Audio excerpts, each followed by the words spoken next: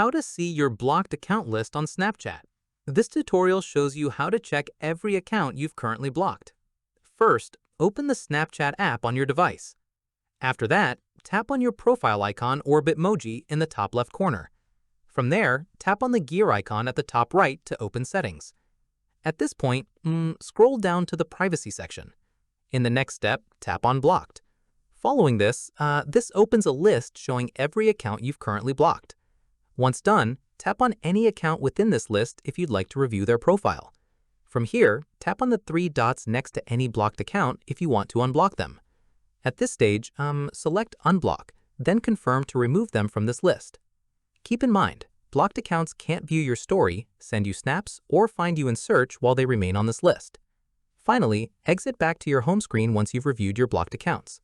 And that's it. If this guide helped you see your blocked account list on Snapchat, give it a like, subscribe for more Android tutorials, and tap the bell icon for updates. See you in the next one.